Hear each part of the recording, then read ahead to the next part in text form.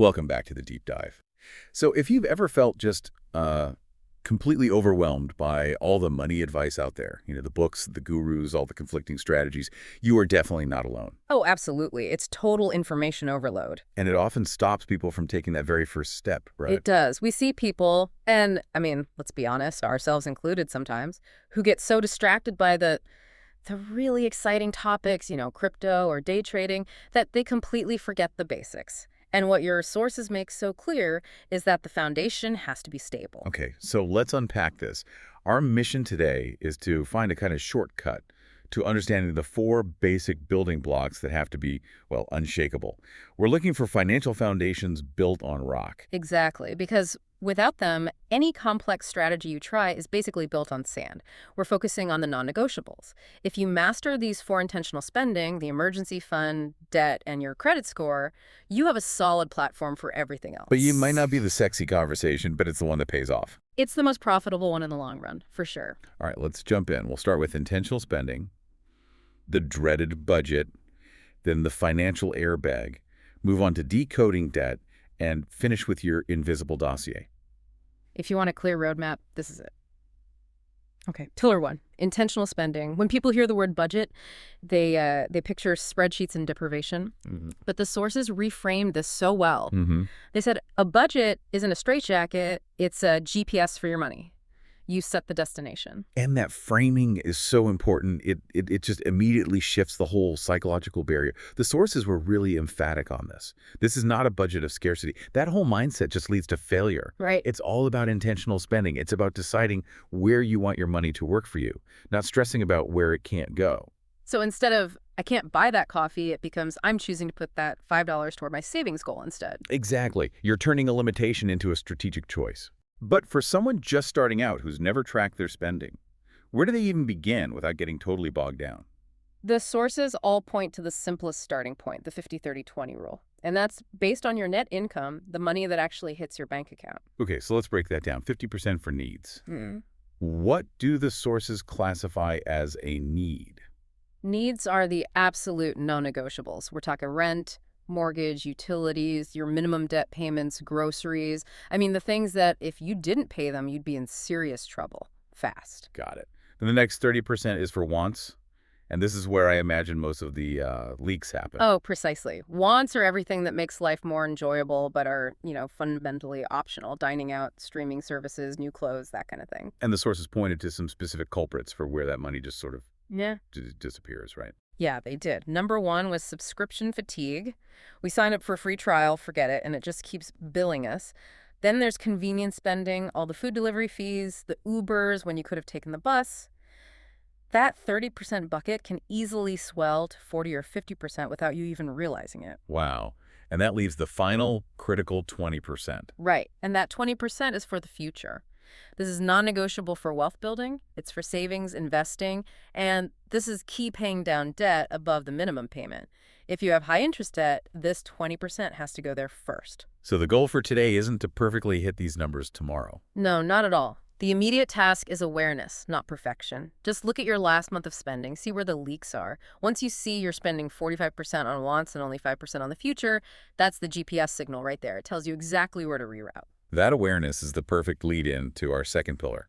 We know where the money's going, so now we need to build that safety net, the financial airbag or the emergency fund. And this goal, as the sources point out, has almost nothing to do with building wealth. It's about financial peace. It's the insurance that keeps your whole plan from getting shredded by one bad day. We all know the why car breaks down, medical bill. But let's go a little deeper. What specific risks are we really mitigating here beyond the obvious stuff? It's the risk of what I'd call financial reversal. Think about it. You have a $3,000 emergency, no fund. What happens? Credit card. High interest credit card. Or worse, a payday loan. Suddenly, one event triggers years of debt and it wipes out all the progress you've made. The emergency fund protects your future self from the desperate decisions your present self might have to make. So what's the recommended size for this airbag?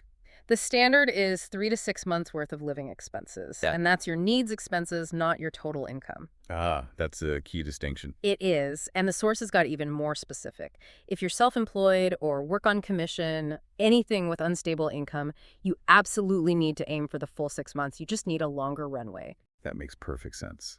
Okay, logistics. Where do we actually keep this money? We know not in crypto, but just sitting under the mattress isn't great either. Exactly. It needs to be three things: safe, liquid, and separate. So zero risk of loss, accessible in a couple of days, and not in your daily checking account where you're tempted to spend it. The consensus is a high-yield savings account. Okay, a HYSA. So you get a slightly better return than a normal savings account, but the main point is access and separation. Absolutely. The tiny bit of return you might lose by not investing it, that's the price you pay for peace of mind. You are buying stability. Now, you mentioned the sources all point to a specific first barrier that everyone has to get over. What's that initial target? It's the $1,000, 1,000 euro threshold. Just 1,000. Just 1,000. Hitting that first goal is massive psychologically. And the reality is, most of the small crises that send people into debt, a car tow, a vet bill, are under that amount. Hitting that $1,000 mark solves for the most frequent problems and gives you the momentum to go for the full 3 to 6 months. Once that safety net is in place, we have to face the third block, debt. The sources called it the biggest thief of future wealth, but we should clarify that not all debt is created equal. No, absolutely not. We need to decode it. And it really comes down to two forms, good and bad. Good debt is about leverage. You're using it to buy an asset, something that grows in value or generates income. Give us a couple of clear examples of good debt. Well, the classic one is a reasonable mortgage. You're building equity in an appreciating asset.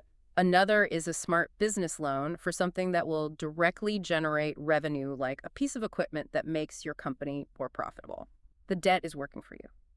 But what about the risk? I mean, how Yeah. quickly can that good debt turn bad if, say, the housing market crashes or the business stalls? That's a fantastic point and a critical one. Good debt is only good as long as the asset performs. The sources really caution that you have to have an exit strategy, especially with variable interest rates.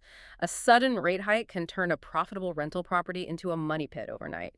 A good reminder that debt is dynamic. So let's talk about the real enemy here, bad debt. Bad debt finances a liability, something that loses value the second you buy it.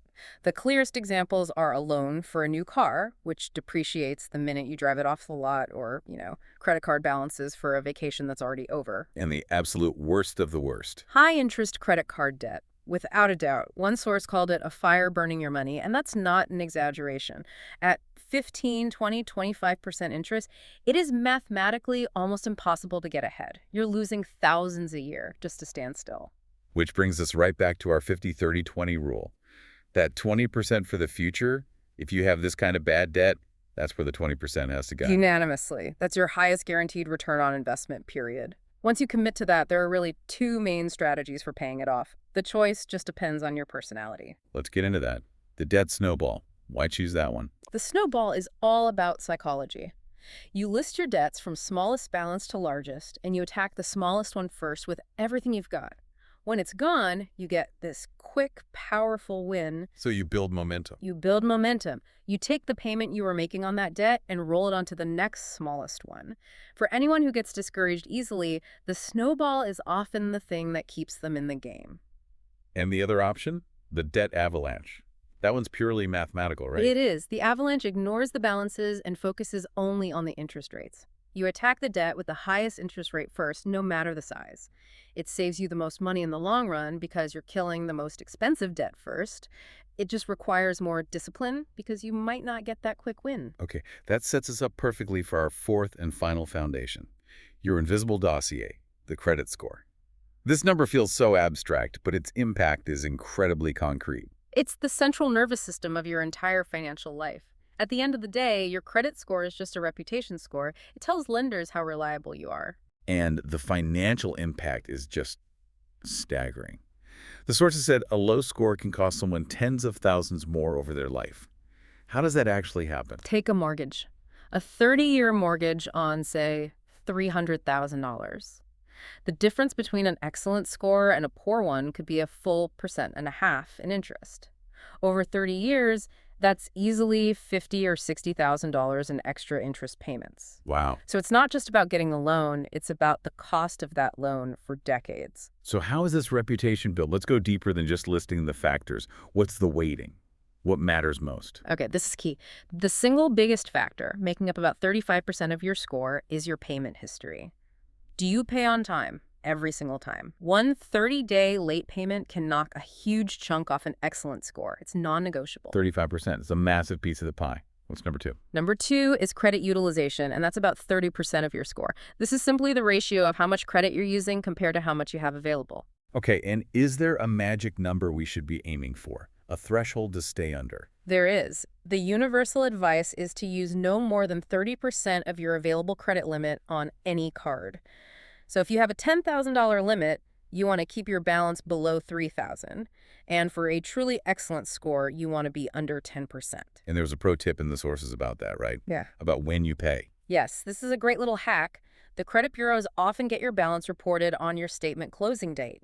So if you pay your balance down to zero before the statement even closes, your reported utilization can be zero. That is a brilliant piece of technical advice. So if someone listening needs to improve their score, what are the 3 immediate actionable steps? First, check your score for free. You need a baseline. Second, set up automatic payments for at least the minimum on all your debts. Protect that 35% payment history at all costs. And third, get your credit utilization below that 30% threshold. Those 2 things alone are the fastest path to building a great reputation. We have covered a massive amount of ground here. Let's just do a really quick summary of the 4 pillars we've just built. We started with intentional spending, using that 50-30-20 rule not as a prison, but as a GPS to see where your money is actually going. Then we built the shield, the emergency fund, a goal of peace, not profit, with that critical first target of $1,000 to handle small shocks. Next, we decoded debt. We split good from bad and figured out how to attack the bad debt with either the psychological snowball or the mathematical avalanche. And finally, the credit score, your financial reputation. We learned that a perfect payment history and low credit utilization are the 2 levers that will save you the most money. The core message from all the sources was really simple. Without these blocks, you're building on sand. With them, you build on rock. That really is the power of the foundation. So for one final thought to take with you, a direct call to action. Out of these 4 blocks, your budget, your emergency fund, your debt, or your credit score, which single one do you feel is your biggest immediate challenge, your weakest pillar? Identify that one, and for the next month, put 90% of your energy right there. Start building that rock-solid base today.